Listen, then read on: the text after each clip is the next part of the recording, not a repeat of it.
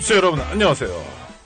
라디오 방송 오늘이 보내드린 팟캐스트 오다방입니다. 오다방 8번째 시간입니다. 언제나처럼 우리 서혜성 작가 나오셨습니다. 안녕하세요. 네, 안녕하십니까. 오늘은 오다방 8번째 시간이면서 또 동시에 올해 마지막 방송입니다. 송년방송이네요, 그러면. 네, 그래서 특별히 아무도 안 모셨습니다. 네, 우리 둘이만 한번 한 해를 회고하고요. 네. 또 새로운 한 해 2016년도 전망하는 시간을 갖도록 하겠습니다. 오차희 국장님은 올해 연초에 어떤 계획이 있으셨습니까? 저는 제가 송년회는 기억이 나는데, 네, 우리 홍세아 선배랑 뭐 같이 앉아가지고, 네, 그래서 행동을 좀 해보자. 네, 저는 올해 저 나름대로 생각했던 건 첫째 실적주의, 네. 둘째 성과주의입니다. 이게 무슨 얘기냐면 뭐 재벌 대기업에서 하는 얘기가 아니라 운동을 저도 뭐 여러 해 해왔고 단체를 만들어서 활동한 지도 16년 차에 접어들었는데요. 네. 구체적인 성과와 실적을 만드는 게 되게 중요하다. 운동의 근거지로서 뭐 회원 조직을 좀 튼튼히 만드는 것, 또 저희가 벌금제 개혁 등 여러 가지 구체적인 사안을 진행했으니까 구체적인 성과를 내는 게 중요하다. 네. 그래서 저희들끼리는 뭐 실적주의, 성과주의 이런 거를 다짐했습니다. 네. 꼭 그렇게 왔는지는 모르겠습니다만은, 네. 근데 우리 뭐 그래도 그걸로 따진다면 뭐 일정한 성과가 좀 있는 거죠. 저 뭐 벌금제 개혁은 진짜 큰 성과죠. 장발장 은행을 만들고, 네, 장발장 은행도 만들었고요. 지금 오다방도 진행하고 있고요. 네. 장발장 은행은 2월 25일 날 만들어서 지금까지 순항하고 있고, 신기하게도 한 번도 돈이 없어서 대출 못 해준 적은 없지 않습니까? 네. 근데 기왕에 했으니까 우리가 그래서 고마운 분들 이름을 좀 얘기하시는 게 좋을 것 같긴 한데. 뭐 장발장 은행에는 그래도 제일 간부가 세 분인데요. 세 분인가요? 네, 셋밖에 없습니다. 그렇군요. 네. 한 분은 제주에 계시는 강우일 주교님 고문으로 모셨고, 상임 고문이시고, 네, 그다음에 홍세화 선생님을 은행장으로 모셨고, 제 옆자리에 앉아 계신 서혜성 선생님 디렉터로 모셨습니다. 근데 홍세화 선생님께서 제가 사실 개인적인 얘기 좀 해도 되죠? 그럼요. 네. 홍세화 선배가 뭘 성공하니까 되게 좋더라고요. 그전에 성공 없으니까 아니야, 정말 하는 아니야. 얘기인데, 홍세화 선배 글 쓰시는 거 말고는 무슨 하신 일이 있으면 잘 안 되는데, 이번에는 이 일이 진보신당 당수도 잘 안 됐죠. 무슨 잡지 만들어 잘 안 되고, 협동조합 만들어 잘 안 되고. 협동조합은 그래도 잘 되고 있습니다. 그렇습니까? 하여튼, 그런데 홍세화 선배가 이걸로 뭔가 좀 잘 되는 것 같아서. 아니요, 사실은 올해가 나는 파리의 택시 운전사가 나온 지 20주년이 그렇죠. 되는 해입니다. 정말 어마어마하게 팔렸고요. 일단 부스도 많이 팔렸고, 또 해외 망명객이었던 홍세화라는 인간이 한국 사회에 돌아오는 계기도 됐고, 또 하나 한국 사회는 홍세화 선생님 덕분에 똘레랑스. 그렇죠. 지금은 똘레랑스를 별로 강조하지 않습니다만, 책 나온 다음부터는 정말 많이 생각해보는. 사실은 지금이야말로 필요한 때가 아닌가. 그렇죠. 그런 생각을 해보게 되죠. 그러니까 그 똘레랑스적 관점 아닐까요? 우리가 장발장 했던 건도 사실은요. 약자에 대한 똘레랑스요. 이민족에 대한 똘레랑스 말고요. 그렇죠. 네. 그 이민족이나 소수가 아니면서도 실질적인 소수. 네. 그렇게 약자. 홍세화 선생님 얼마 전에 만나 뵀을 때 그런 말씀을 하시더라고요. 1980년 광주 학살이 있을 때 프랑스에 계셨는데 많은 프랑스 사람들이 그렇게 묻더래요. 광주는 소수민족이냐 아니면 이교도냐. 이교도도 소수민족도 아니면서 물론 그들에 대한 학살도 말이 안 되지만 어떻게 이렇게 동족을 학살하냐. 같은 민족임에도 불구하고 관용하지 못하는 상황에 대해서 많은 깨우침을 주셨죠. 그렇게 장발장은행 세 분의 간부를 모시고 또 여러분의 운영위원과 추경님 얘기를 안 하셨죠? 염수정 추경님 많이 도와주셨죠. 특히 법이 통과되는데 큰 도움을 주셨고요. 국회의원들도 많았어요. 네, 가난한 사람들에게 별로 관심이 없었던 국회의원들 일깨워 주셨고 특히 여당 의원들 많이 견인해 주셨습니다. 국회의장. 네, 국회의장께서도 모시, 정의화 국회의장, 정의화 의장님께서 장발장은행에 돈도 내주셨고 또 법안이 통과되도록 노력해 주셨고요. 문재인 대표도, 문재인 대표, 이종걸 원내대표 이런 분들 많이 도와주셨습니다. 그리고 실무에서는 홍정학 의원도, 홍정학 의원이 대표 발의했고요. 홍정학 의원의 대표 발의된 법률안이 통과된 겁니다. 정리해서 말씀드리면 짧게 세 가지인데 하나는 현찰로만 한 달 내에 내게 된 걸 카드, 신용카드나 체크카드를 통해서도 낼 수 있어요. 그러니까 벌금 납부할 수 있는 가능성이 높아졌고요. 그리고 분할 납부나 납부 연기를 법제화했다는 거. 또 또 하나 마지막으로 세 번째는 벌금형에도 집행유예가 선고됐다는 네. 거, 선고할 수 있게 됐다는 거. 제가 그래서 연초에 이 방송 아니 연초가 아니고 이 방송 시작할 때 네. 뭐 약속을 하나 드린 적이 있었는데 제가 그 판사들에게 편지를 한 장씩 쭉 쓸까 그럽니다. 네, 그 김희수 변호사님하고 방송하면서 네네네. 얘기하셨습니다. 예, 그렇죠. 제 4화 때. 예, 그래서 방송에서 약속한 대로 판사들에게 손으로 편지를 쭉 써가지고 그 정발장 법이 이제 통과가 되었으니 미리 법안이 발효되는 것은 2년이 남았지만 네. 그 정신을 감안해서 이런 분들에게 판결을 좀 잘해주십사 하는 그런 편지를 한번 써보고 싶습니다. 네, 하여튼 저희는 뭐 장발장은행도 연착륙을 했고 계속 운영되고 그래도 있고요. 기왕이 나왔으니까 더 애써주신 분들 이름 더 얘기해서 좋지 않습니까? 굉장히 많은 유기진 의원도 열심히 해주셨고. 네? 유기진 의원. 김기준 김기준 의원. 의원. 김기준 예, 의원이 예, 그 예. 장발장은행 출범 이전에 예. 벌금제 개혁 법안을 대표 발의하셨던 인재근 분들. 의원도 인재근 해주셨고. 의원도 고맙고 네. 네, 고마운 분들이 많고요. 네.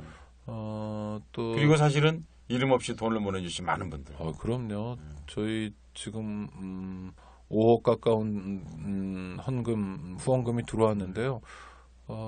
무슨 학급에서 이렇게 바자회 같은 거에서 보내주거나 네. 속초였나요? 그 어린이집에서 바자회에서 네. 보내주신 돈, 뭐 교회 헌금을 통해서 보내주신 돈 이렇게 액수가 그냥 100만 원이 아니라 네. 뭐 84만 5천 원 이런 식으로 들어온 돈들이 많아가지고 굉장히 감격스러운 나날이었습니다. 거듭 말씀드립니다만 돈이 없어서 대출을 못 해준 적이 네. 한 번도 없을 정도로. 그러니까 네. 그러니까 인권연대가 인큐베이팅을 해서 네. 그 만들어진 장발장은행과 법안까지는 뭐 조그만 성과라고 할까요? 아니요, 저는 일생일대 최대 쾌거라고 생각합니다. 저 개인으로는요. 왜냐하면 여러 가지 일을 했겠지만 네. 이게 잘만 되면 지금 상태에서 이렇게 법이 고쳐지면 매년 10,000명 내지 20,000명 정도가 교도소에 안 가게 되거든요. 네. 어마어마한 숫자잖아요. 네, 그렇죠. 그렇게 큰 영향을 미친 적은 없으니까 네. 굉장히 고마운 일입니다. 네, 아니 뭐 그러니까 우리들이 했기 때문에 이제 제가 작은 네, 성과들을 네, 보냈습니다만은 네. 어떤 시민사회 운동을 하면서 직접적으로 그 약자들을 좀 구조할 수 있고 네. 그리고 그걸 법률로 제도화시키는다는 건 결코 쉽지 않은 일이거든요. 사실. 네, 그리고 이 벌금을 못 내서 교도소에 가는 분들이 사실은 운동하는 분들이나 진보적인 분들도 이 존재를 잘 모르거나 전 굳이 외면했다고 생각되지는 않습니다만은 잊고 지냈던 존재들이잖아요. 이분들의 존재를 우리가 다시 생각하게 됐고 또 문제를 풀어나가기 시작했다는 건 뭐 중요한 성과라고 봅니다. 네, 그렇죠. 그러니까 인권연대에서 이제 벌금형을 받아서 교도소에 간 법률용어로 환영 유치 된 벌금을 못 내니까 다시 유치장에 들어갔다고 말인데 그런 분들에 대한 강의를 지속하면서 이제 그런 분들 생각보다 많다는 걸 발견하게 된 것이고 이제 깨닫게 된 것이죠, 사실은요. 우리나라 인구의 경제적으로 보면 대략 5% 이하에 있는 그분들의 삶에 조그만 희망 같은 것들을 줄 수 있었던 한 해였다. 제가 지난주에 교도소 갔다 왔는데요. 네. 교도소 가서 그 얘기를 했습니다, 이제. 네. 자랑스럽게. 근데 진짜 진심으로 박수를 쳐주고, 근데 유감스러운 건, 저랑 만났던 분들 중에 2명이 병역 거부자였어요. 그 아주 전형적인 여호와의 증인, 양심에 따른 병역 거부자로 2 청년이 와 있는데, 그건 참 잘된 일인데 저희는 어떻게 해요? 라고 묻더라고요. 너무너무 미안해서 원래 양심에 따른 병역 거부 문제가 노무현 정부부터 해결되기로 그렇죠. 결정은 났으나 집행이 안 되고 이명박 정부의 국방부가 그냥 없었던 얘기처럼 이렇게 해서 지나갔는데 이것도 또 하나 오래된 숙제입니다. 역시 양심에 따른 병역 거부자들도 무의미하고 불필요한 고통을 당하고 있는 거잖아요. 실제로 국가에서도 비용을 많이 지출하는 거죠. 그러고 지금 군복무를 21개월 하는데 이 사람들은요 36개월, 3년이라도 대체 복무를 하겠다는 거예요. 더 힘든 일도 하고. 다만 총을 드는 일을 안 하게 해달라. 그러니까 국가 전체로 봐서는 그 젊은이들의 앞길을 생각해도 그렇지만 소위 생산이라는 측면에서도 훨씬 더 생산적이잖아요. 군대 보내는 것보다는. 그리고 오창석 마사하고 같이 하고 있는 일 중 하나가 파주에 이주민센터 짓는 일. 아시아의 등대. 아시아의 등대. 그것도 이제 정말 내년이면 이제 착공을 해서 마무리되는. 그렇죠. 1년 동안 준비했는데. 그런 일도 있었고요. 아시아의 등대는 뭐냐면 이주민 센터입니다. 파주 봉일천 옆에 짓는데 저희가 진다고 해서 저희 건물은 아니고요. 이주민을 위한 집이죠. 네, 천주교 의정부교구가 소유하는데 원래 이주민을 위한 활동을 많이 해왔습니다. 그 센터인데요. 여태까지 우리가 얘기했던 다문화는 솔직히 말하면 뭐 그런 거잖아요. 한글 가르쳐주고 한복 입히고. 그걸 이제 한국화라고 그러죠. 그렇죠. 한국 음식 먹이고 뭐 김치 담그는 거 가르쳐 주면서 그걸 다문화라고 얘기했는데 정말 똘레랑스 정신에 따른다면 다문화 아니죠. 네, 다문화 아니죠. 한국화. 단문화죠. 네, 단문화. 똘레랑스 정신에 따른다면 배운다면 서로 배워야 되고 그렇죠. 음식을 나눠도 서로 나눠야 되죠. 그런 새로운 개념의 센터하고요. 또 하나는 우리 서혜성 작가께서 애써 주셔가지고 정말 멋진 분을에게 설계를 맡겨드렸고 그분이 해주셨는데 조민석 작가죠. 네.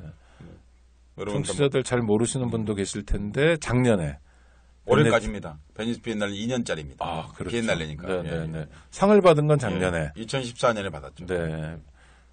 베니스 비엔날레에서 황금사자상. 네, 건축 분야의 황금사자상. 한국의 건축이 있고 난 다음에 가장 큰 상.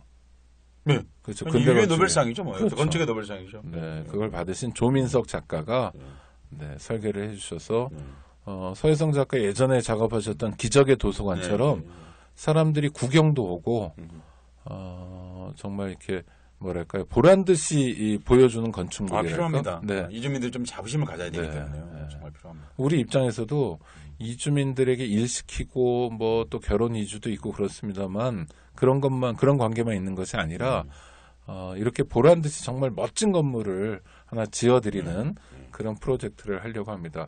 그래서 내년에 이제 가시화되고요.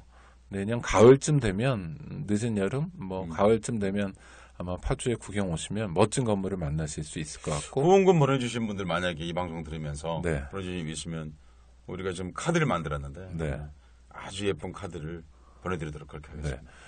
인터넷에서는요 파주 엑소더스로 검색하시면 그 관련 단체가 나옵니다. 네, 천주교 단체고요. 신부님이 운영하시는 데인데 그쪽으로 또 관심 보여주시면 뭐 따뜻한 겨울이 될 것 같습니다. 네. 그러니까 서혜성 선생님하고 저하고 일을 같이 많이 했네요. 그렇죠. 라디오도 하고 있고. 이 방송도 하고 있고. 장발장행도 하고 있고. 아시아의 등대도 하고 있고. 근데 우리 얘기만 너무 하는 것 같습니다. 네. 아니, 거꾸로. 우리 서혜성 선생님은 새해를 맞으면서 포부가 그때 말씀하시기를 올해가 60갑자로 을미년. 그래서 그 갑오 농민 전쟁 때 그 말씀도 120년. 해주시면서 을미적 거리면 안 된다. 그러면 이제 그게 뭐 요새 생긴 말이 아니고 120년 전에 생긴 말인데요.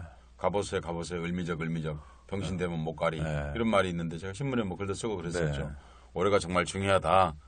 그래야 내년에 그 다음 2016년에 병신되지 않는다. 이런 2016년이 사실은 뭐 총선거도 있고 그 다음에다가 되면 대선도 있고 아주 중요한 해다 생각을 해서 그런 말을 했는데 뭐 오창희 선생님이나 저나 이런 교회는 조금 나름대로 조금 성과가 있는 것 같은데 우리 사회 전체적으로 보면 사실 그렇지를 좀 못한 거죠.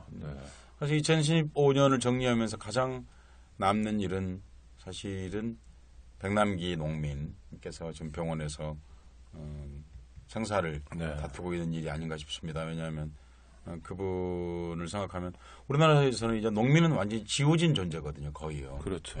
그런데 마치 없는 사람들처럼 농민들이 살고 있는데 그런 분들이 이제 정말 오랜만에 한 번 서울에 올라와서 시위를 했는데 그러다가 이제 물대포를 그렇게 맞아가지고 그냥 물대포를 맞은 게 아니죠. 거의 뭐 죽일 것처럼 그렇게 해서 했는데 지금도 병원에 계신 것이 연말이 되어서 가장 가슴에 남는 잊혀진 존재, 지워진 존재라고 하니까 저희 인권운동하던 동료 중에 한 분이 뭐 구성노동자 후원 활동을 열심히 하신 분인데 한 15년 상근하신 분인데 최근에 고향에 가서 이제 농사를 짓기 시작했습니다. 한 8개월 됐는데 고향이니까 이제 친구들도 몇 남아 있고 뭐 형님도 농사 짓고 있다고 하는데 하여튼 한결같이 다 무기력증에 빠져 있다는 거예요.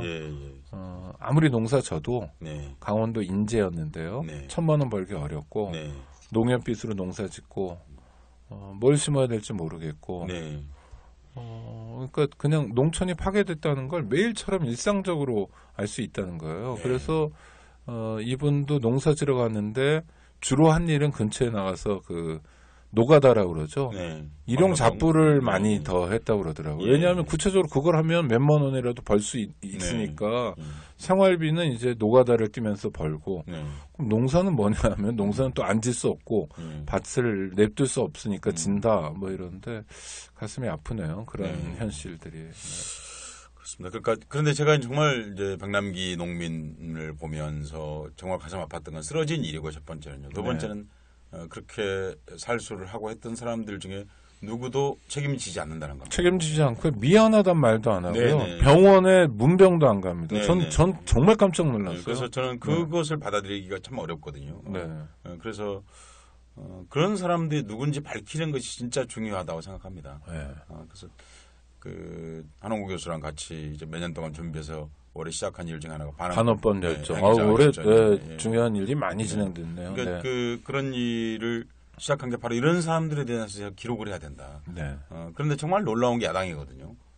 최우선 누가 물대포를 쐈는지는 알아야 될 거 아니에요. 다 나오죠, 그건. 조장이 있어요, 그 살수차의 그러니까요. 그런데 실제로 이름이 나와야죠, 사실은. 그럼요. 가해자니까요. 어쨌든 간에. 그리고 현장 책임자 이름도 다 있는 거고. 당연히 그런 사람들 최소한 조사를 할 수 있는 권한. 내지는 국민이 누가 이런 일을 했는지는 알아야 되는데 저는 야당이 놀라워요. 왜 그런 일을 안 밝히고 있는지. 아니면 청문회라도 하든지요. 그렇죠. 최소한 묻기라도 해야죠. 이게 도대체 무슨 일인지. 그러고 나서 그 결과로 최소한 규칙을 바꾸고 내지는 뭐 그 농민에게 사과하고 뭐 위로하고 이런 최소한의 과정이 없는 걸 보면서 국가의 존재 이유에 대해서 묻지 않을 수 없는 거예요. 그러니까요. 국가가 왜 국민이 자기 의사 표현하는 과정인 거잖아요. 사실 시위라는 것이. 그리고 그 당시에 동영상을 보면 백남기 농민은 무슨 일을 하고 있지 않았거든요. 그냥 서 있었거든요. 그래서 그런 사람에 대해서 가해를 했을 때 그것을 어떻게 국가가 잘못할 수도 있는데 그 이후에 잘못한 것을 어떻게 처리하느냐가 결국 국가의 성질을 결정하는 것이다 이렇게 말할 수 있거든요. 그러니까 그 경찰의 문제도 있는데요. 저는 정치 권력의 문제가 중요하다고 생각합니다. 지금 야당 얘기하는 거죠. 그러니까요. 아니 또 여당은 훨씬 더 중요해요. 여당은 말하고 싶지도 않아서 제가 얘기 안 한 거고요. 그러니까 여당은 뭐 여당이라든지 뭔지 모르겠는데 하여튼 그 당은 말하고 싶지 않고요. 사실 야당이라도 애써서 그것들을 해야 될 텐데 저 같으면 그랬을 것 같은 생각이 들어요. 전 정치를 잘 모르기 때문에 예산권을 같이 들고 흔들면서 최소한 그거라도 밝혀라 말이야. 이렇게 얘기할 수 있는 거잖아요. 그것이. 경찰 관련해서 예산 전국에서 야당이 뭘 했는지는 전혀 기억나는 게 없네요. 그러니까 그러니까 경찰 예산이 아니라 전체 예산이 걸려 있는 거지 않습니까? 그러니까 그런 문제 다시는 안 생기게끔 하는 조치. 가령 이제 87년도 이한열 학생의 체류탄이 피격되었을 때 그걸로 인해서 이제 체류탄에 대한 많은 성질이 좀 바뀌었지 않습니까, 사실은요. 아니요, 그때도 사실 비슷했습니다. 제가 조사를 해봤거든요. 그러니까 그걸 계기로 해서 이제 체류탄을 사용하는 규칙이라든지 일정하게 최소한 그런 부분이 변화가 있었지 않습니까? 없었습니다. 없었나요? 그때는. 없었고 정말 화나는 거는요. 당시 서대문 경찰서장이 책임자인데 서대문 경찰서장이 87년 12월에 경무관으로 승진을 하게 돼요. 그건 제가 아는데 그 당시에는 체류탄 발사 각도나 이런 것도 수정하지 않았습니까? 아니 원래 각도는 직각으로 못 쏘게 돼 있습니다. 15도 이상으로 쏘게 돼 있는데 규칙을 어긴 거고 그 다음에 그 검찰이 수사했는데 특정할 수 없다 누가 쐈는지. 그래서 그거는요 수사 착수하기 전부터 그런 결론을 내고 합니다. 언론에 그런 얘기를 해요. 근데 그때는 전두환 때잖아요. 그래도 그리고 뭐 체류탄 좀 쐈습니까? 정말 뭐.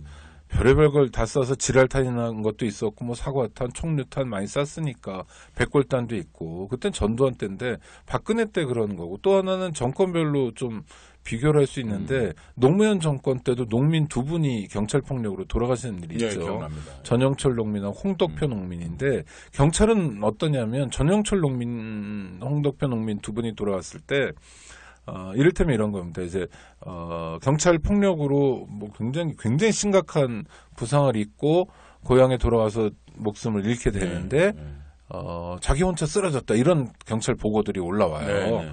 그래서 경찰청장이 그 보고만 믿고, 자기 혼자 쓰러진 거다. 경찰하고 아무 상관없다. 그런데 이제 뭐 동영상들이 나중에 나오고 채증 자료들이 나오고 여의도에서 실려가는 장면들이 나오면서 이제 경찰이 뻔한 거짓말을 했다는 게 드러나는데, 그러니까 가해 집단은요 약간 그런 논리가 있는 것 같아요. 팔이 안으로 굽는다. 그래서 우린 잘못한 게 없다. 자기 책임을 인정하지 않으려는 태도가 있는 것 같아요. 대대로 보면. 사실 그러니까 공권력이라고 하는 것이 국민 보호에 있는데 그렇지 않고 공권력을 자기들의 권력으로 치환해서 그렇죠. 권력의 그 뒤로 자기를 은폐시키는 것, 그것이 바로 독재입니다. 그러니까 전두환 때나 노무현 때나 박근혜 때나 그건 있는데 문제는 집권 세력이 정치 권력이 이 분출하려는 욕구를 가진 공권력 또는 자기의 잘못을 인정하지 않으려는 공권력을 그래도 이렇게 단도리도 하고 말이에요. 네, 이렇게 좀 잠깐만 제가 궁금해서 지금 다시 한번 얘기하는 건데요. 그러니까 87년에 요랑쟁 때 이한열 학생이 체류탄 피격을 됐을 때 그러고 나서 그 뒤에 실질적인 변화가 없었습니다. 네, 없었습니다. 실제로 체류탄을 안 쓴 건 체류탄 없는 원년이 1999년이에요. 1998년에 김대중 대통령이 취임하고 그때 경찰청장이 이무영 씨라는 분, 국회의원도 나중에 했죠. 기억납니다. 이무영 씨가 경찰청장이 돼서 무체류탄 원칙을 정권 교체와 함께 천명했으나 사실 98년 몇 번 쏩니다. 몇 번 쏘다가 99년에는 정말 한 번도 안 쏘는 그런 새로운 원년이 되거든요. 그러니까 1987년에 이한열 학생이 체류탄에 맞아서 목숨을 잃었는데 그 미필적 고의에 의한 살인이죠. 그렇죠. 백남기 선생의 경우와 똑같아요. 그러니까 그런데 체류탄을 수평으로 쏠 수 없게 돼 있는데 그렇죠. 그건 총으로 깡통이 머리에 와서 맞으면 사람 죽는 거죠. 아니면 심각한 부상을 입거나. 그러니까 문제가 있었음에도 불구하고 체류탄이 없어지는 데까지 그래도 12년이란 세월도 걸렸고. 그 뒤에 이제 체류탄을 계속 발사하긴 했는데 그 뒤로도 직격탄 많이 쐈죠. 그러니까 뭐냐면 그때 교훈을 남겼어야 된다는 거예요. 제 얘기는 서대문 경찰서장이라도 집에 보내야 되는데 직위 해제해가지고 한 3개월 동안 쉬다가 다시 돌아왔고. 근데 그 뒤로 노무현 정부 때는 오창희 선생님도 경찰청 인권위원 아니었습니까? 농민님께 죽고 그럴 때 어떻게 하셨어요, 그러면? 아니, 궁금해서요. 진짜로 궁금해서요. 아니, 담당자들 불러서 하고 이런 일들 했죠. 많이 엄청나게. 그렇게 되면 어떻게 되나요, 결과가요? 결과가 어떻게 되다냐. 그래서 담당자 불러서 왜 그렇게 했느냐, 이렇게 따지기도 하고. 아니, 경찰청 인권위원회는 기본적으로 자문기구라 크게 할 수 있는 역할은 없습니다만은 그래도 현장 조사하고 현장에 나가고 그다음에 담당자를 특정하고 이런 역할들은 했죠. 그리고 경찰청 결과가 변화가 있었습니까? 그렇죠.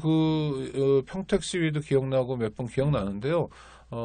경찰청 인권위원회에서 당해 지휘 책임자를 대상으로 징계 요구를 합니다. 그래서 징계를 그렇게 세게 하진 않는데 자체 징계니까 그래도 좀 징계를 받죠. 그럼 뭐는 가능하냐면 형사적인 책임을 물으면 가장 좋겠지만 형사적인 책임은 정말 이게 진짜 직무유기인지 따지는 게 법리적으로도 좀 문제가 있다 이런 얘기도 있으니까 그럼 행정적인 벌이라도 줘야 된다.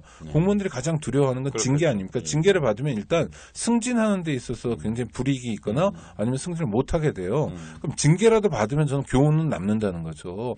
요번에 백남기 노인의 경우에 살수차 물대포의 경우에 명백하게 잘못한 거예요. 그렇죠? 보이지 않으면 쏘지 않았어야 되는데 보이지 않는데 쐈다 그러고 서울경찰청장부터 지휘 라인에 있는 몇 사람이 구체적인 책임을 져야 됩니다.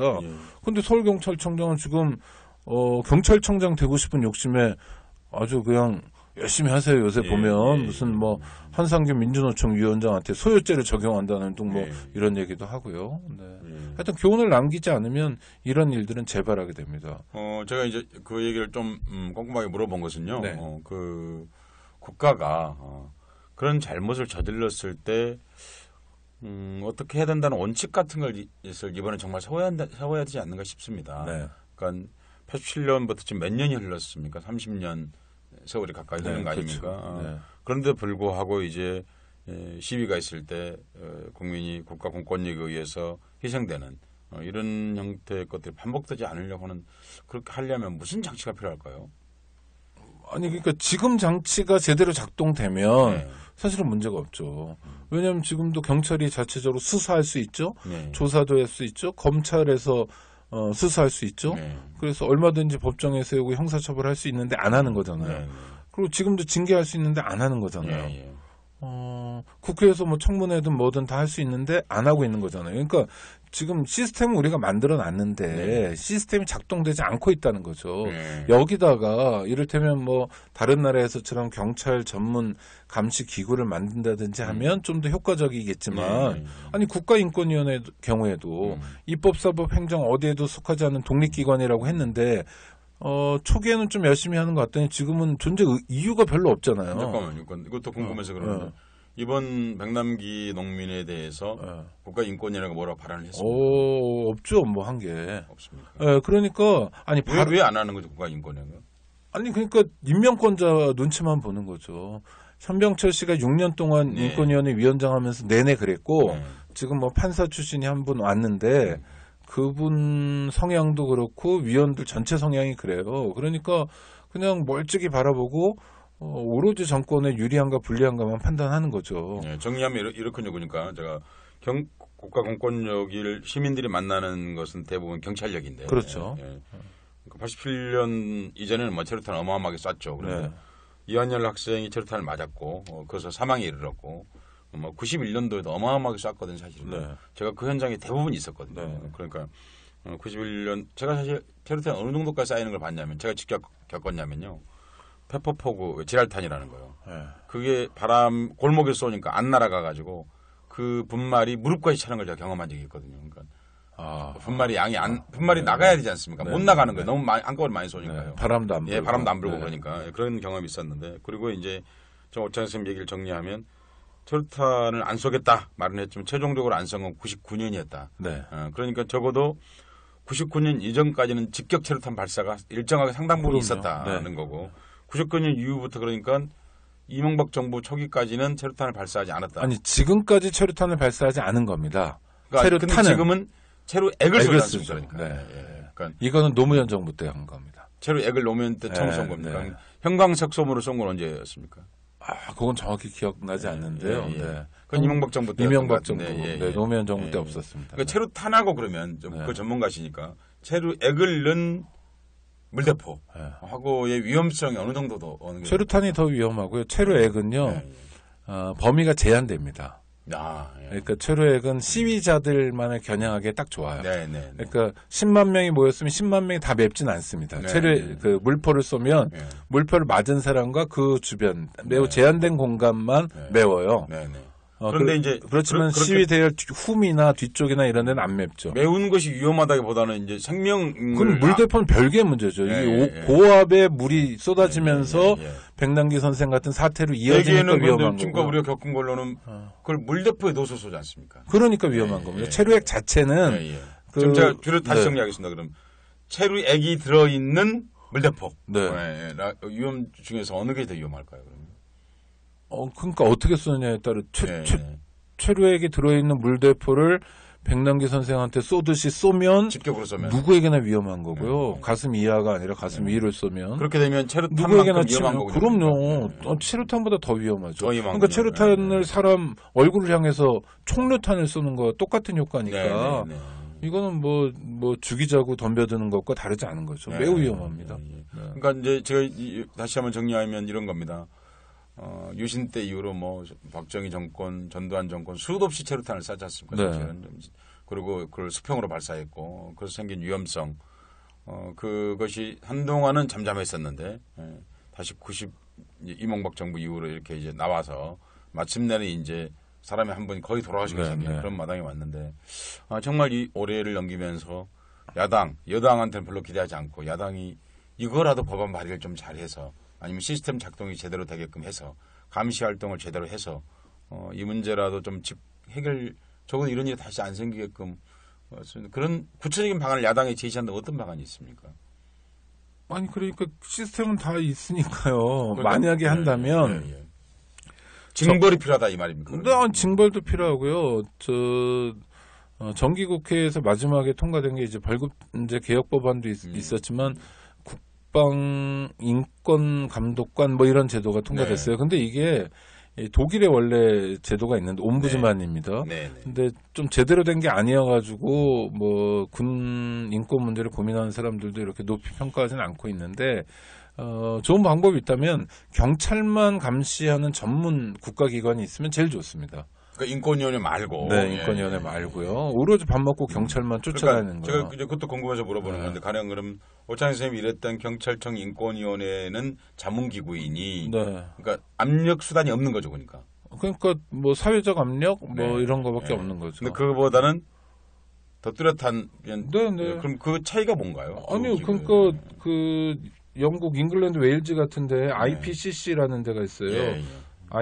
인디펜던트 폴리스 컴플레인 커미션입니다. 그러니까 의역을 한다면 IPCC는 경찰 비리 민원 조사위원회쯤 됩니다.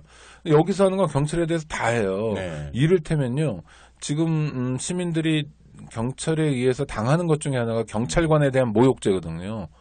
항의할 때. 항의할 때도 있고요. 이런 것도 있어요. 경찰이 어디 클럽 같은데 앞에 그 주차되어 있는 차를 빼라는 거예요. 방송하면서. 근데 그 차를 세워둔 사람 클럽에 들어가서 춤추고 있거든요. 지나가던 행인이 어이 바보들 저렇게 하면 들리냐? 그 안에 있는데? 라고 얘기했어요. 바보. 그 말을 들은 경찰관이 그 지나가는 시민을 모욕죄로 고소하고 그 사람이 형사처벌 받는 사례들 이런 것들이 많아요. 그러니까 모욕죄로 처벌받는 사람들 중에 다수가 경찰관을 모욕했다는 혐의로 처벌받는 겁니다. 그럼 문제가 있죠. 그러니까 뭐냐면 경찰이 모욕죄를 가지고 또는 명예훼손을 가지고 시민들의 언동을 이제 그 컨트롤을 하는 거예요. 그런데 영국의 IPCC 경찰 비리 민원 조사위원회 같은 경우에 뭘 하냐면 경찰관들의 언동 가지고 합니다. 예를 들면 금지어 있잖아요. 인종적으로 쓰면 안 되는 금지어를 쓰느냐. 그다음에 우리는 근데 알기로는 경찰들이 그런 말을 많이 쓰는 걸로 알고 있잖아요. 많이 쓰죠. 그러니까 그럼 경찰관 처벌 안 받는 거예요? 아니 처벌할 수 있는지 잘 안 되니까 그러니까 수사를 안 해주니까 경찰이 안 되는 거죠. 그러니까 그 독립적 기구에서 수사권을 가지고 경찰을 다루는데 다룰 수 있는 범위가 무제한입니다. 그러니까 경찰의 언동부터 경찰의 수사도 다룰 수 있습니다. 이게 왜 중요하냐면 국가인권위원회법에 따르면 국가인권위원회는 수사 중인 사안은 다루지 못해요. 그러니까 백남기 선생 사건이 터졌단 말이에요. 경찰이나 검찰이 실제로 수사 안 해요. 근데 수사한다고 언급이 있어요.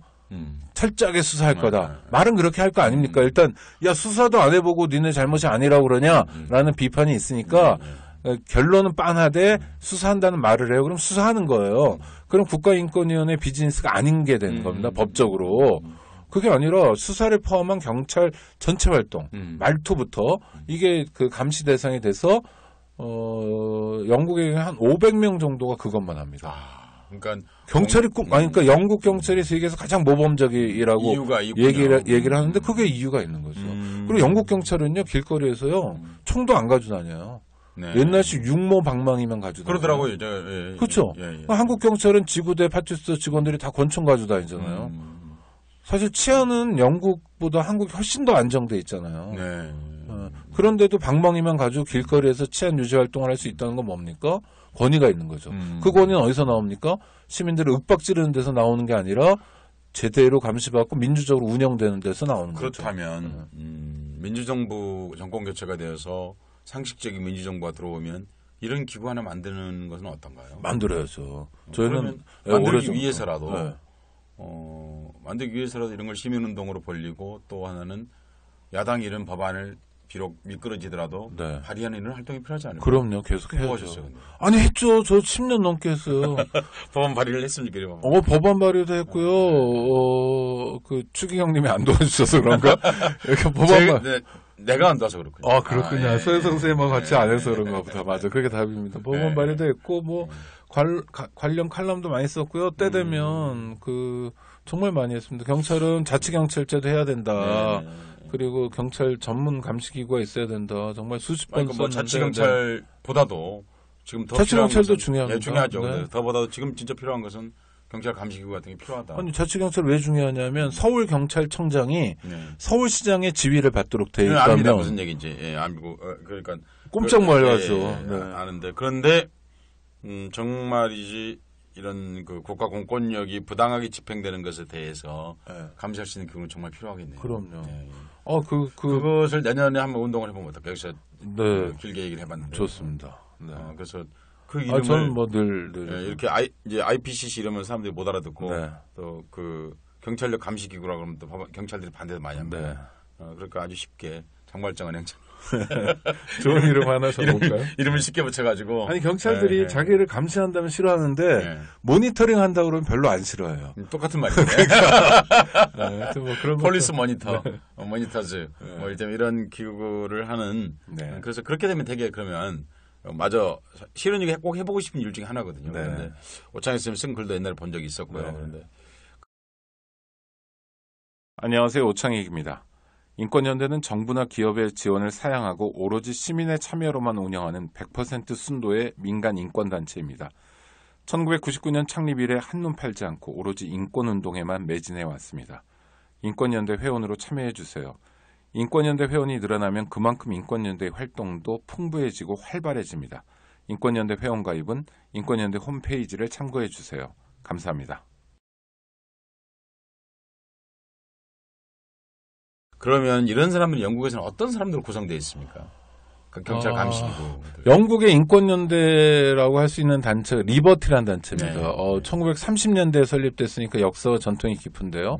엠네스티가 1966년에 창설되거든요. 그러니까 되게 오래된 단체인데 이 리버티의 이를테면 대표가 그 IPCC라는데 수장으로 가고 그래요. 그러니까 시민사회 열린 자리입니다. 그 자리는. 그리고 위원회 제도인데 위원들이 임명권자 누굽니까? 여왕입니다. 괜찮을까요? 아니 그 여왕이라는 건 걔네는 그냥 뭐 왕리밖에 이런 것처럼 그냥 상징적인 존재고 실제로는 그 홈 오피스 내무부에서 하죠. 내무부에서 하는데 얘들은 다 의원 내각제 아닙니까? 그러니까 홈 오피스가 내무부인지도 아시네요. 영어를 잘하시는 거예요. 영어를 잘하는 게 딱 거기까지. 아이고 참 민망합니다. 그러니까 그래서 그런 기구 운동을 사실은 제가 백남기 선생 일을 보면서요. 사실 여러 가지 자료를 좀 찾아봤습니다. 이게 정말 국가 공권력이 잘못했을 때 그 공권력을 추궁할 수 있는 방법이 없더라고요. 자기들이 입 닫으면. 그러니까 이건 뭐 근본적인 제도가 좀 필요하겠구나. 라는 생각을 하면서 이전은 저런 자료를 찾아봤어요. 제가 사실은. 그리고 지금도 사실 감찰 기능이 있잖아요. 경찰에. 근데 그건 자기 식구들끼리 하는 그러니까요. 각 경찰서에 청문감사관실이 있는데 청문 말을 듣는다고 하지만 서장 말만 듣는 거거든요. 주민의 말은 안 듣고. 그러니까 이 감찰 기능을 밖으로 빼면 되는 거예요. 그래서 독립적으로 만들면 예산을 더 투여하지 않고 지금보다 훨씬 적은 인력만으로도 국민이 바라는 감찰 활동이 가능한 거죠. 그런 얘기 하나만 하겠습니다. 조선시대는 자치경찰에 가까웠을까요? 중앙경찰에 가까웠을까요? 자치경찰에 가까웠죠. 자치경찰이었습니다. 그럼요. 사또의 지위를 받게 됐었거든요. 근데 문제는 사또 혼자 다 하는 게 문제죠. 수사도 하고 재판도 하고. 그때는 입법사법 행정이 이제 구분되지는 않았으니까요. 그런데 실은데 좀 달랐습니다. 사람들이 알고 있는 거하고 다르게. 자기 지역에서 일어난 송사는 그 지역의 사또가 조사만 예심만 할 수 있었지 실제로 재판은 다른 고을에 가서 하게 돼 있었습니다. 그러니까 우리가 생각하는 것처럼 그렇게 함부로 할 수 없었어요. 그렇죠. 그리고 그 살인 사건 같은 경우에 나라님이 직접 하도록. 그러니까 이런 말씀을 제가 드리는 이유가 사실은 이제 그렇게 되면 많은 부분의 변화가 있을 수 있고요. 실제로 무엇보다 필요한 것은 자치경찰까지 주장하면 뭐 일이 많다고 생각할 테니까 그냥 정말 국가 공권력이 왜 그러냐면요. 제가 이런 생각을 좀 오래 했는데요. 재심 사건들 보면서요. 울릉도 간첩단 사건 같은 경우는 3분이 돌아가셨더라고요. 이미. 근데 무죄가 나왔지 않습니까? 올해 무죄가 나왔는데 한 40년 만에 무죄가 나왔는데 돌아가셨는데 무죄가 나오면 그러니까요. 정말 기가 막힌 거잖아요. 사실은요. 국가 공권력을 감시하는 그리고 국가가 그 비용을 지출하는 그런 것들이 정말 필요하겠다. 그 국가가 지금까지 구상권을 통해서 나중에 결국 재심에 지지 않습니까? 국가가 많은 부분에서 간첩 사건의 많은 부분에서 국가가 짓는데 그 비용들을 합쳐 보면 몇십조에 달하거든요. 사실은요. 몇 조에 달하거든요. 그것이 그러느니 차라리 그런 공권력 감시 기구 비용이 훨씬 싸겠다라고 아니 그것보다도요. 방금 말씀드린 것처럼 감사원을 비롯해서 다 있잖아요. 그러니까 각 부처에도 법무부에도 감찰이 있고요. 검찰에도 감찰이 있어요. 안 한다는 거예요. 그러니까 그거를 안 하니까 자기 식구들이니까 그걸 빼자는 거예요. 그러면 그 인력보다 적은 인력, 그 예산보다 적은 예산 가지고 시민들이 얼마든지 다 해줄 수 있다는 거예요. 그래서 정말 내년에 해보고 싶은 일 중에 하나는 경찰을 이런 감시하는 국가 공권력이 부당하게 집행되는 걸 감시하는 그런 기구가 필요하겠다. 그리고 그 기구를요. 국회에 갖다 놔도 됩니다. 네, 국회의장 소속으로 행정부가 아니라 그러면 그래도 최소한의 가장 중요한 건 결국 임명권자인 것 같아요. 그럼요. 그래서 여야가 이렇게 해가지고 하면 그래도 아무리 여당이라 하더라도 아무리 대통령 눈치 본다 하더라도 입법부의 기본은 있거든요. 행정부보다는 좀 덜하죠. 아무래도 다 선출직으로 구성되어 있으니까 그래서 역할을 할 수 있습니다. 내년에 그런 일 하면 뭐 어떨까요? 아 좋죠. 뭐 저는 너무너무 말만 들어도 가슴이 설레요. 그게 아니라 어쩌면 왜 자르기가 일을 안 하고 저한테 자꾸 생각을 하게 하는. 인권운동 이거 경찰청 인권위원도 하셨고. 아, 그 옛날에 했어요. 2008년 촛불 때 사퇴했는데. 아니 그리고 서혜성 선생님은 올해가 광복 70주년이었잖아요. 그래서 정말 많은 일 하셨는데, 그렇죠? 서울시 차원에서도 하시고, 뭐 그 얘기하면 한 5시간. 아니요, 한 20분 남았으니까. 저는 기억나는 게요. 서울시청 앞 광장 옆에 있는 옛날 국세청 자리, 별관이라고 국세청 별관을 뜯어버리셨죠. 네, 그렇습니다. 뜯고 이제 거기를 시민광장으로 만드는 과정을 지금 하고 있습니다. 아직 광장이 된 건 아니죠. 네, 이제 뭐 무슨 가건물 같은 거 하나 써 있던데요. 가건물을 이제 해체했고요. 그 이제 공간을 안 쓸 수가 없으니까 썼고요. 이제 지하로 3층의 건물을 짓습니다. 지상으로는 안 짓고요.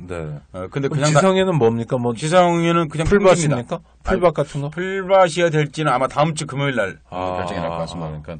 그러니까 보도블럭이 될지 무슨 나무가 될지 풀이 될지 모르지만 그냥 평평한 평지입니다. 틀림없는 광장 같은데. 그런데 제가 이 방송에 처음 공개하는 건데 그게 완성이 되면 한번 해보고 싶은 일이 한 가지 있습니다. 지하의 3층은 뭐? 네, 지하 3층은 그 사이트의 이력서들이 거기에 들어갈 겁니다. 가장 기본적으로는 이제 그 공간이 어떤 공간이었는지. 그래서 그 공간에 지하에 있는 시설물들을 부수지 않았습니다, 사실은. 겉에만 부쉈지. 사실 부수지 않았고. 지상만? 네, 지상만 부쉈습니다. 그래서 지하에 그걸 일정하게 보존한 채로 지하 3층을 짓게 됩니다. 그래서 가보면 이제 우리나라에서 최초로 아마 그런 본격적으로 공공건물에서 공간이 재생되는 걸 아실 수 있게 될 겁니다. 그러니까 이건 일제 때는 여기까지 지었구나. 뭐 해방이 되고 나서 여기까지 지었구나. 건축의 의미. 아니, 건축의 의미도 있지만요. 그 장소가 가지는 여러 가지 역사적 의미들도 있을 거예요. 네, 그걸 다 같이 포함을 생각하고 있습니다. 이를테면 뭐 4.19 이런 얘기도 나오고 뭐 해방도 나오고 막 그런 거. 4.19 해방 그리고 이제 덕수궁의 역사요. 덕수궁이 바로 옆에 있었고 원래 그 자리가 사실 엄비의 사당이었거든요. 고종의 마지막 왕비인 엄비의 사당이었고 그리고 87년 6월 항쟁 표현이 되고요. 2002년 월드컵도 표현이 되고요. 2008년 촛불 집회도 표현되는 그런 공간을 안에 지하 3층에 만들려고. 그렇죠. 시민들의 일상도 있었지만 시청 앞 광장이라는 게 정말 역사적인 구비구비마다 장면들이 있으니까. 그리고 무엇보다 사실 해보고 싶은 일 하나는 그 광장은 굉장히 사사로운 광장으로 써보고 싶습니다. 시민들에게 뭐 결혼을 한다든지. 일단 그런 공간으로 좀 대여해 주면 어떨까? 공간이 마침 사이즈가 크지 않거든요. 풀밭 같은 공간을요. 그래서 우리는 이 광장이 너무 뭐랄까요? 너무 크다고 할까요? 아니면 너무 이데올로기적으로 할까요? 엄숙하기도 하고. 너무 엄숙하고 행정적이죠. 그런데 좀 사사롭게 사람들이 썼으면 좋겠다. 좋네요. 생각을 하고 있습니다. 그래서 첫 번째 행사는 누군가의 결혼식을 제가 기획해 줘 볼까. 시민 신청을 받아서.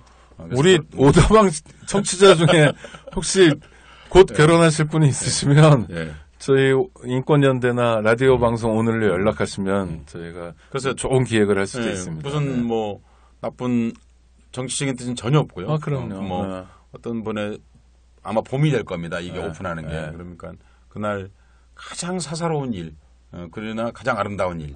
이거 보니까 홀례더라고요. 홀례. 프로포즈. 아니면 프로포즈. 그냥 광장이 좀 그렇게 쓰면 안 될까요? 우리나라 광장은. 돌잔치. 그렇죠. 아니, 그리고 제가 특히 그 서울시의 광복 70주년 사업이 좋았던 게, 캐치프레이즈라고 그러죠. 나의 광복. 저는 그거 진짜 서 작가님 아이디어죠.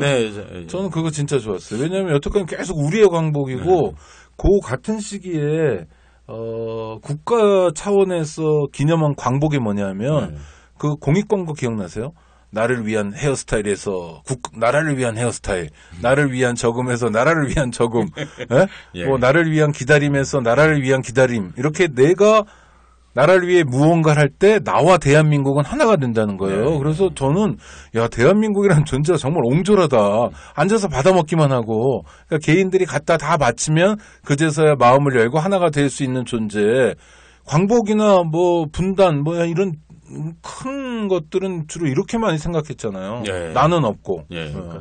그러니까 한국 근대가 출발한 이후에 가장 부족한 게 한 가지만 꼽으라 한다면 제가 늘 말하는 게 나이입니다. 네, 맞아요. 개인이 없어요. 개인의 부재입니다. 빈곤을 넘어서 개인은 논의된 적이 사실 없었습니다. 그러니까 역사와 나 사이를 어떻게 설정하는가에 관한 문제가 우리는 제기된 적이 없었습니다. 맞아요. 그 국세청 옛 국세청 건물 허무는 작업하실 때 그 벽을 치셨죠? 펜스를. 네, 그렇습니다. 펜스에 그런 게 나옵니다. 서 작가님 만드신 거로 제가 알고 있는데 예를 들면 8.15 해방이 됐을 때 이게 나한테는 뭐였다. 그래서 뭐 70까지. 네네. 여러분들이 등장해서 그 회고를 해주는 그러니까 그야말로 개인들이 그렇습니다. 나의 70년, 나의 광복이었죠. 좋았습니다. 그게 이제 그런 시도들이 있어야 된다고 생각하거든요. 그 무슨 저는 역사 속에 자기를 발견하는 것이 이 세상을 사는 즐거움이라고 생각하는데요. 그런데 지금까지 우리는 집체주의적 좋은 말로 얘기하면 집단주의적 나쁘게 말하면 사실은 전체주의적 역사에 가까운 일본 군국주의. 사실은 그거는 70년 동안 큰 변화 없었습니다. 그렇죠. 근데 그런 것들을 기억을 국가가 만들어서 국민에게 강요했거든요. 이거잖아. 국정교과서는 그것의 압권이죠. 사실은 그러니까 사실은 그거보다는 지금 정도 됐으면 나의 역사에서 세계를 찾아가는 그런 것들을 해보고 싶은 그런 마음이거든요. 그러니까 지금 제가 얘기하는 것은 빨갱이 얘기가 아니고 정말 이게 서양에서 말하는 리버럴 얘기거든요. 그럼요. 그러니까 자유야말로 가장 중요한 거 아닐까 사실 인간에게요. 그러니까 역사 속에서 그런 자기를 발견하는 그런 일을 강복 70년을 통해서 해보고 싶었고요. 사실은 이제 박원순 시장하고 그 브리핑을 제가 몇 번 가서 했고 그리고 이런 일을 해보고 싶다고 해서 동의를 얻어내서 한 작업들의 핵심을 한마디로 줄이면요. 지금 말한 나의 강복이고요. 또 하나는 솔직히 말하면 제가 일을 이번에 정말 많이 했는데요. 왜 많이 했냐면요. 그동안 정부가 일을 안 했기 때문입니다. 그러니까, 맞아요. 그러니까 아주 간단하게 말씀을 드리면 강복 70년이 되었는데 우리나라 임시정부 유적이 단 한 개도 없는 거 아세요? 단 한 개도 없습니다. 임시정부 기념관도 없어요. 기념관은 당연히 없고 표석 이런 것도 아무것도 없죠. 아무것도 없죠. 그러니까 그런데 우리 헌법에는 분명히 임시정부 법통을 개정한다고 되어 있거든요. 그럼요. 정말 그게 아쉬워서 제가 정말 어렸을 때부터 꿨던 꿈 중에 하나가 임시정부 요인들이 개인 자격을 타고 왔던 비행기. 그거 하셨죠. C-47 비행기를 어떤 일이 있어도 한번 가져와 보고 싶은 마음이 어렸을 때부터 있었어요. 사실. 어디선가 보고 싶었는데 이번에 그 비행기를 여의도 광장에 가져다 놨습니다. 그런데 어찌 보면 제 가슴을 가장 뛰게 했던 일이었던 것 같습니다. 그 일은. 왜냐하면 그래도 우리가 임시정부라는 말을 들으면서 저는 수십 년 동안 성장한 거지 않습니까 사실은. 그리고 헌법이 있든 여부보다 더 제 개인에게도 임시정부란 말을 들으면 늘 뭔가 슬프고 그러나 영광스러운. 서 작가님 그렇게 아까도 저한테 뭐 내년에 뭐 할지 제안을 하셔서 저는 이제 몇 년 후를 한번 제안하면 자 2019년이면 대한민국 100년이 되는 해잖아요. 그렇습니다. 사실은 이게 꺾어져도 많이 꺾어지잖아요. 이때 뭐 하나 해야 되는 거 아닙니까? 이거? 사실은 제가 내년 3월 1일에 그래서 그 100년 위원회를 하나 준비를 하고 있습니다. 이미 생각하셨군요.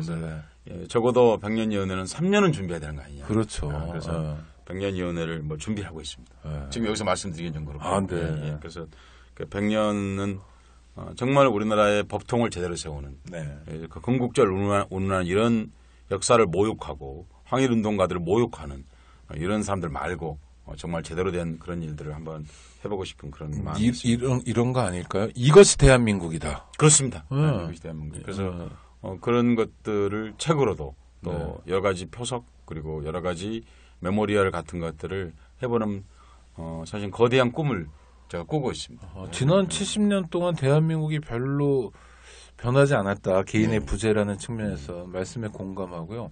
북한의 요새 유행가가 알겠습니다라는 노래래요. 그렇습니까? 김정은 씨가 지도자잖아요. 그분이 지시하면 인민은 알겠습니다. 예스라는 뜻이군요. 그러니까 노래 제목이 알겠습니다래요. 근데 뭐 북한만큼 노골적이진 않지만 네. 사실은 지금 뭐 다 비슷하죠. 우리 대통령 말씀하시는 거나 장관들이 보이는 뭐 또 국회에 대한 태도나 국민들에 대한 태도나 알겠습니다라는 노래를 강요하는 것. 그런 상황에서 나의 광복 또 나의 조국이네요. 네. 옛날 그 이상한 노래 나의 조국 말고 네. 진짜 나의 조국, 나의 대한민국 그려봤으면 좋겠고 특히 젊은 많은 분들이 헬조선이라고 그러잖아요. 네. 헬조선이 역전앞이래요. 네. 그건 무슨 얘기인지 아시죠? 모르겠습니다. 역전앞이 뭡니까? 역앞이잖아요. 그렇죠. 동호반복의 대표적인 게 역전앞이잖아요. 그러니까 젊은 분들이 하시는 말씀이 헬이 조선이고 조선이 헬인데 뭘 헬조선이냐. 그냥 헬 아니면 조선이라고 그래야지. 이 정도 자조가 나오는 상황에서 나의 조국에 대해서 우리가 정말 진지하게 생각해 그리고 정말 생각하고 있는 것 중에 하나는 내년 내에 생각하고 있는 것 중에 하나는 청년들 취업 프로그램을 제가 하나 생각하고 있습니다. 그래서 지금까지는 정부가 시혜적으로 준이 많이 이랬던 거 말고요. 청년들이 정말 창업할 수 있는 그리고 그 실제 사회 구성을 참여할 수 있는 그런 프로그램을 아직 발표할 수는 없고요. 뭔가 좀 준비하고 있는데 그것들이 정말 활성화될 수 있는 그런 해로 삼아보고 싶습니다. 그러니까 사실 한국은 세계에서 가장 큰 10대 부자 중에 하나입니다. 그렇지 않습니까? 10대 부자 중에 하나예요. 그럼요. 네. 저 청년들 다 먹여 살리고도 남습니다, 사실은요. 그리고 청년이 못 먹여 살린다면 이 나라는 잘못된 겁니다. 그럼 뭐 이 부가 뭔가 어디엔가 참 잘못 쓰이고 있다는 거예요. 그렇죠. 네. 그걸 회수하는 내지는 그걸 잘 운용하는 그런 과정이 필요하다고 생각합니다. 그래서 내년에는 그런 일을 하나 해볼까. 몇 개월째 사실은 혼자 앉아서 계속 준비하고 있는데 그러면 사람들을 요 근래 만나고 있습니다. 그래서 그런 일을 해보려고. 아니, 뭔가 모르겠습니다만은 하여튼 제목만 들어도 가슴이 좀 떨리네요. 네, 청년들이 이렇게 시리에 빠져 있어서는 안 된다고 생각하고요. 뭔가 말로만 이렇게 하는 게 아니라 가끔 이런 생각이 들거든요. 유럽 사람들이나 미국 사람들이 전쟁이 나서 70년, 80년이 지나도 자기 병사들 시신을 찾아가려고 애를 쓰지 않습니까? 저는 서구 유럽에 대해서 부러운 게 정말 한 가지만 꼽으라면 그거거든요. 라이언 일병 구하기. 말하자면 그런 거죠. 조국은 너를 잊지 않는다는 거죠. 그러니까 그것을 죽어서만이 아니라 젊은 청년들에게 조국은 네가 세금 낸 나라는 앞으로 낼 나라는 너를 잊지 않는다. 너가 군대 가는 나라. 그렇죠. 너를 방치하지 않는다. 라는 그런 것들의 어떤 믿음을 우리 스스로 주지 않으면 젊은 세대들이 헬 조선이라고 하는 것을 우리가 어떻게 말리겠습니까? 아니 근데 저도요. 저희 단체가 무슨 정부 보조금 받는 단체도 아니고 무슨 뭐 프로젝트 하는 것도 아니고 무슨 서혜성 선생님도 무슨 뭐 어떻게 관직에 계셔 보셨어요? 그런 뭐 월급을 받아본 적이 없고. 아니 그러니까 월급 받아본 적도 없고 관직은커녕 월급을 받아본 적이 없죠. 저도 아니 관직에 뭐 취임해야 월급을 받죠. 저도 뭐 군대 생활한 거 군대 본분 말고 군대 받았군요. 그거 말고 아무것도 없는데 나라 걱정은 왜 우리가 하고 있죠? 군대에 있을 때 저는 10,000원 정도 받았던 것 같아요. 아니 그러니까요. 그러니까 나라 걱정을 해야 될 분들이 해야 되는데 아니 저는 아주 오래된 그래요. 그 전쟁 때 희생자들 시신들 찾는 게 비록 쇼라도요. 사실 그런 쇼라도 보여줘야 됩니다. 국가라면. 그럼요. 그렇죠. 국가가 많은 부분이 쇼로 이루어져 있습니다. 그러니까요. 그래서 그리고 그래야 근거가 되잖아요. 내가 만약에 당연히 전쟁 나가면 절대 죽지 않아야 되는데 만약에 죽더라도 우리 엄마를 위해서 우리 가족을 위해서 국가가 시신은 그래도 수습해 주는구나 라는 마음이 한쪽 구석에 있으면 전쟁에 임하는 또는 뭐 하여튼 사람의 태도가 달라질 수밖에 없죠. 근데 대한민국은 지금 그런 신뢰는 못 주고 있습니다. 네, 못 주고 있죠. 못 주고 있고 그 정도가 아니죠. 지금 국가주의만을 개인에게 요구하고 있고 국민에게 의무만을 강요하는 그런 사회죠. 그러니까 젊은이들이 군대 가기 싫어하는데 무슨 소리는 너 꼭 군대 가야지라고 말할 근거가 그렇죠. 저는 별로 없어요. 있다면 아이고 그 남들 다 가는 군대인데 한번 경험해 보는 게 좋다라는 얄팍한 얘기 말고요. 그러면 안 되죠. 그러니까 국민에게 4대 의무, 5대 의무를 요구하는 이유는요. 그만큼의 권력 혜택을 준다는 그렇죠. 것이 전제되어 있는 것입니다. 그러니까 그것을 의무만을 요구하는 국가는 국가로서 자격을 상실하는 거죠. 근데 아까 다시 광복 70년으로 돌아가면 저도 궁금해서 그 서울시 사업은 별로 돈도 안 쓰신 거죠, 사실. 벽에다가 뭐 나의 광복 이런 거 하는 거는 원래 이게 그 차양막이라고 그러나요? 뭐 가림막을 놓잖아요, 공사할 때. 보통은 이제 서울시나 뭐 구청의 로고 같은 거, 그렇습니다. 뭐 국민 행복 시대를 열어가겠습니다 이런 대통령 말씀 같은 거 이런 거 넣는데 부자 되세요. 하여튼 근데 그걸 좀 새롭게 구성하는 거니까 제작 비용은 똑같은 거 아닙니까? 제작 비용은 특별히 들지 않죠. 그러니까 원래 들던 그 가림막의 제작 비용이잖아요. 그렇습니다. 그러니까 제가 이제 그 공공 프로젝트를 하면서 해보고 싶은 이유 무엇이었냐면요. 원래 있는 것을 가지고 쓰자는 겁니다. 돈 더 안 쓰고. 돈 더 안 들고. 그 대신 아이디어를 창조적으로 쓰면 할 게 얼마나 많냐. 그러니까. 근데, 이 사람들은 아이디어도 없고. 제가 늘 느끼는 것 중에 하나가요. 가령 이제 한 예를 들어보는 건데요. 그 왜 그리스 어디 도시에 가면 유명한 하얀 집으로 유명한 동네 있지 않습니까? 지중해 옆에 그런 동네가 많이 있지 않습니까? 네네네. 산토리니 같은 뭐 포함해서 여러 군데 뭐 산토리니 그런 데가 수십 군데 있거든요. 그렇죠. 관광지도 많고. 오히려 그런 것 때문에 관광지가 돼요. 네네. 집은 정말 작거든요. 들어가 보면. 제가 가봤습니다. 그런 데를. 가령 예를 들면, 부산 영도에 제가 김진숙 때문에 자주 갔거든요. 거기 왜 그 양반이 골리앗 크레인에 올라가 있을 때. 그런데 영도에 가서 보면서 더운 날 할 일은 없고 사실 그 양반 기다리는 게 일인데 무슨 할 일이 있겠어. 아이스케이크 이렇게 먹고 나면 할 일이 없죠. 그런데 저 영도는 산토리니보다 훨씬 아름답더라고요. 제 눈에는요. 오밀조밀한 게. 네, 오밀조밀한 게 근데 내가 저런 영도에서 누가 나한테 저걸 한번 해보라고 한다면 정말 세계적인 공간을 바꿀 자신이 있겠더라고요. 근데 색깔만 입혀서? 제 얘기는 펜트만 주면. 펜트만 주면. 다른 거 아니고 제가 그런 거죠. 그러니까 집을 새로 지으면 돈이 많이 들겠지만 페인트 칠이 시에서 좀 해줄 수 있는 거 아닌가요? 어차피 개인 돈. 물론 개인 돈을 올리면 더 좋겠지만. 반반 내도 되고요. 7대 3으로 해도 되고, 그래서, 저 영도는 페인트 칠만 잘해도 세계적인 관광지가 될 수 있고, 그리고 다만 요소를 구나시에서 요소를 개발해야죠. 뭐 한 1km 정도 가면 무슨 가게가 있고, 1km 정도 가면 영화를 볼 수 있고, 뭐 500m 가면 뭐가 있고, 이렇다면 이런 것들 조금만 집어넣는다면 영도는 이름도 우선 너무 좋잖아요. 그림자섬. 얼마나 이쁘면 그림자섬이라고 그랬겠어요. 그러니까 그런 것들을 해볼 수 있겠다는 생각이 들더라고요. 그런데 그런 게 사실은 서울에도 천지거든요. 그렇죠. 한국에 많습니다. 네, 생각을 조금만 바꿔보면 그 창조적인 일들을 할 수 있을 터인데 제가 이제 그 가림막 얘기하셔서 말씀을 드린 건데요. 그 공무원들 혹은 그런 공공 프로젝트를 하신 분들의 기왕에 혹시 이 방송을 들으신다면 똑같은 비용도 조금만 생각을 바꾸면 얼마든지 창조적으로 시민들을 위해서 서비스를 할 수 있다라는 말씀을 드리고 싶은 겁니다. 저희 집이 이태원 경리단인데 요 몇 년 경리단끼리 막 난리 아닙니까? 네, 그렇죠. 카페가 많이 들어서. 그런데 그 예쁜 카페도 있는데 이게 사실 되게 무질서예요. 약간만. 이름이 왜 경리단길입니까? 경리단 부대가 있습니다. 돈 세는 회계 경리. 그러니까 원래 명칭 부대가 경리단이에요. 네, 경리단이란 부대가 있는데 지금은 국군 재정관리단으로 이름을 바꿨는데 옛날에 부대 이름이 경리단이었어요. 그러니까 국방부 산하의 육해공. 아니요, 국군이요. 육해공. 육해공에. 그래서 옛날에 야구 이해창 뭐 이런 경리단이 있었잖아요. 경리단 지금 상무부대잖아요. 상무부대가 옛날엔 경리단이었잖아요. 축구도 하고 야구도 하고 농구 배구 다 했죠. 국방 예산을 집행하는 그 부대 이름이 경리단이군요. 그 경리단이 이태원 그 경리단 지금도 그러니까 오창천 사는 동네에 경리단이 있습니까? 그러니까 그 부대도 있고요. 그 부대 역시 뭐 열심히 그 경리단끼리 뜨니까 그 부대가 뭐 하냐면 은행하고 카페를 입주시켜가지고 건물 져가지고 열심히 자기들도 돈 벌고 있습니다. 임대 사업하면서. 군부대에 군부대 생겼다고요? 네, 군부대가 저 유명한 브랜드의 커피 브랜드 유치하고. 그게 가능한가요? 전 이해할 수 없는 거죠.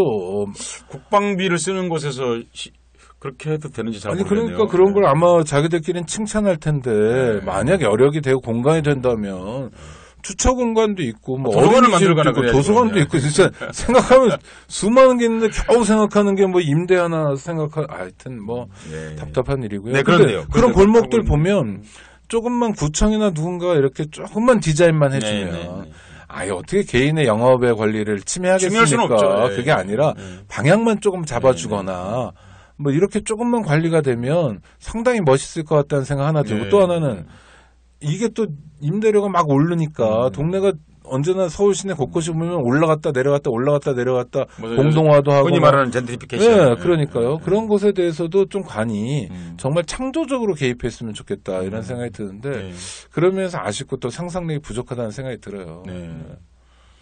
그죠. 그러니까 그런 비용을 좀 잘 써봤으면 좋겠다라는 말씀을 드리는 거죠. 사실은 제일 해보고 싶은 일을 저한테 해보라고 하면 해보고 싶은 일은 사실은 보도블록입니다. 아, 네. 보도블록을 버리자는 게 아니고요. 교체하게 될 때는 정말 창조적인 보도블록으로 바꾸면 도시의 색깔이 바뀌거든요.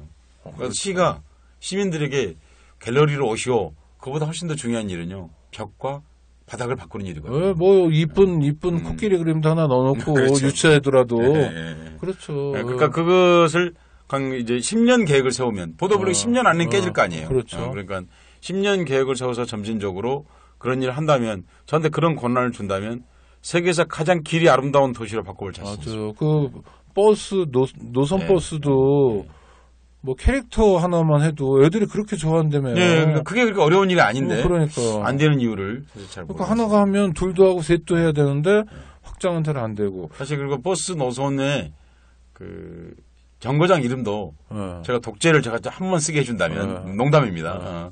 그런다면 다 공공의 이름으로만 바꿔야 한다고 생각합니다. 근데 어디 보면 이렇게 무슨 국민은행 앞. 뭔가 좀 말이 안 된다고 생각해요. 네, 맞아요. 그러니까 무슨 얘기냐면 도시 우리는 어떻게 살아도 공적 영역을 하지 않고 살 수가 없거든요. 아무리 자본주의여도요. 그러니까 버스의 정거장 이름 하나 바꾸는 것도 바로 그런 시민적 가치가 거기 스미게끔. 그렇죠. 근데 그런 도시가 있습니다. 구리치바라는 도시입니다.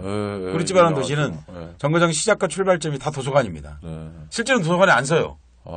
도서관보다 조금 더 가서 종점이 될 수 있어요. 그런데 그렇게 쓰지 않아요. 뭐 홍길동 도서관에서 인걱정 도서관으로 가는 거예요. 왜냐하면 사람들에게 도서관이 당신의 삶 옆에 있다는 것을 끝없이 일깨워 주는 거예요. 그리고 굉장히 중요한 일이죠.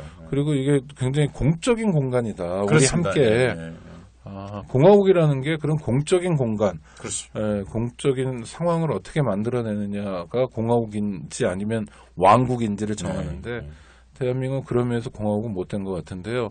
1년을 회고하는데 몇 가지 얘기 안 했는데도 벌써 정해진 시간이 다 됐습니다. 하여튼 뭐 근데 서혜성 작가님이나 저나 둘이 열심히 지냈던 게 중요한 건 아닌 것 같고 우리 전체 우리들의 삶인데 뭐 굳이 말씀드리지 않아도 아시는 것처럼 정말 어지러운 상황이었죠. 특히 박근혜 정권 뭐 해도 너무하고 뭐 시민들을 IS에까지 비유하고 계속 윽박지르면서 정말 독재자의 딸이 아니라 독재자로서의 면모를 고스란히 보여줬는데 하여튼 제가 2015년을 회고하면서 그런 얘기를 안 한 이유가 있습니다. 제가 그런 얘기를 할까 그러다가 그러면 사람들에게 너무 뭐랄까 상처 다 알고 있는데 더 힘들게 하는 게 아닌가. 사실 어찌 보면 작은 일이지만 오창희 선생님과 저나 홍세아 선배나 뭐 이를테면 한홍구나 이런 사람들 같이 했던 일을 좀 얘기하고 싶었습니다. 그 이유가 왕년에 내가 뭐 했는데가 아니라 좀 뭔가 구체적으로 해봤으면 좋겠다. 그게 저도 새 목표였어요. 구체적인 성과와 실적. 그래서 내년에도 이 방송 들으시는 분들은 저희가 우리 자랑하려고 이 방송을 했던 게 아니고 뭔가 올해도 구체적으로 하려고 나름대로 애써봤습니다라고 보고를 드리는 것이고요. 내년에도 뭔가 일을 한다면 좀 구체적으로 일을 해보는 그런 해가 되겠다는 일종의 다짐으로서 이렇게 말씀을 드렸습니다. 그리고 저희만이 아니라 많은 분들이 2016년 새해에는 정말 구체적인 성과를 냈으면 좋겠어요. 정당 말할 것도 없고요. 여러 시민사회단체도 그렇고 학교도 그렇고 이런 성과가 유치하게 뭐 우리 학교에서 대학 몇 명 보냈냐 이런 거 아니잖아요. 아니죠. 그러니까 진짜 뭐 한 사람의 교사로서 또 한 사람의 어떤 조직 구성원 직장인으로서 한 사람의 공무원으로서 정말 너무너무 힘든데 그래도 어느 날 서혜성 작가님 말씀하신 문화의 힘이란 게 이런 거예요. 정말 죽고 싶은데 담벼락 보니까 그래도 자식이 예쁘네. 이런 맛이 있어야 되잖아요. 공적인 게 나를 일으켜주고 내가 넘어지려고 그럴 때 공적인 영역에서 나를 좀 받쳐주고 받아주고 해야 되는데 그런 공적인 공간을 확장시키는 거, 그런 상상력, 또 구체적인 성과를 어떻게 만드느냐가 2016년이 우리에게 역사적으로 어떤 해로 기억되는가로 곧바로 연결될 것 같아요. 이제 마지막으로 새해 덕담을 한번 하신다면, 조 작가님. 아까 방송 시작할 때 했은 말씀을 드리는 게 맞을 것 같습니다. 120년 전에 동학군들이 이렇게 말을 했습니다. 갑옷에 을미적 병신되면 못가리. 네. 굉장히 의미 있는 말이라고 생각합니다. 그러니까 갑오년, 을미년, 병신년을 아우러서 한 말이죠. 그러니까 외세가 침략하고 있었고 봉고는 무너지고 있는 이런 상황에서 이 석삼년 잘해서 새로운 세계를 만들어보자 이런 뜻이었죠. 경고하는 내용이고요. 내년이 이제 새해가 되면 병신년이 됩니다. 네. 물론 그거는 60년에 한 번씩 오는 그런 때에 지나지 않을 수도 있겠죠. 그런데 한국 사회가 워낙 엄중하고 그렇습니다. 그런데 내년에는 새로운 것을 열려면 정말 병신되지 않고 새로운 것을 여는 그런 해로 삼았으면, 그런 기점을 삼았으면 하는 바람입니다. 정치적으로 아주 중요한 총선이 있고 그것들이 이제 결국은 민주정부로 돌아가느냐 아니면 계속 이게 연장되느냐 하는 걸 가르는 그런 해가 될 것 같습니다. 그러니까 올해의 성과들을 며칠 안 남은 시간 동안 잘 다시 한번 생각해 보시고 그 기초 위에 내년을 세우는 그런 때가 되시길 바랍니다. 네, 고맙습니다. 청취자 여러분, 저희가 오늘 8번째 방송인데 2달쯤 했습니다. 방송 들어주셔서 감사하고요. 한 해가 저무는데 텔레비전에서 무슨 각종 시상식 같은 거 합니다. 뭐 그런 거 보시는 분은 우리 청취자 중에 설마 안 계시겠지만 차분히 한번 정리해 보시고요. 어떤 의미에서 아직 오지 않았다는 의미에서 2016년은 온통 기쁜 시간, 온통 설레이는 시간일 수도 있습니다. 지금 여건은 좋지 않지만 구체적으로 조금씩 노력하면 이를테면 이런 겁니다. 내가 지지하는 정당을 함께 지지해줄 친구를 한 명 설득하는 것 굉장히 중요합니다. 내가 지지하는 시민사회단체 함께 회원가입하자 이런 것도 되게 중요하고요. 하나하나 구체적인 성과들이 중요한데 우리가 이런 면에서 좀 부족했던 것 같습니다. 하여튼 새해 복 많이 받으시고요. 또 내년에 해바꿔서 만나도록 하겠습니다. 감사합니다. 서 작가님 고맙습니다. 고맙습니다. 네. 안녕하세요. 장발장은행의 대표를 맡고 있는 홍세화입니다. 200만 원, 300만 원 벌금을 내지 못해 감옥에 갇히는 분이 매년 4만 명이 넘습니다. 장발장은행은 이분들에게 무이자 무담보로 대출을 해주고 있습니다. 장발장은행을 후원해 주시기 바랍니다. 실로 모든 게 엉망으로 치닫는 듯한 세상입니다마는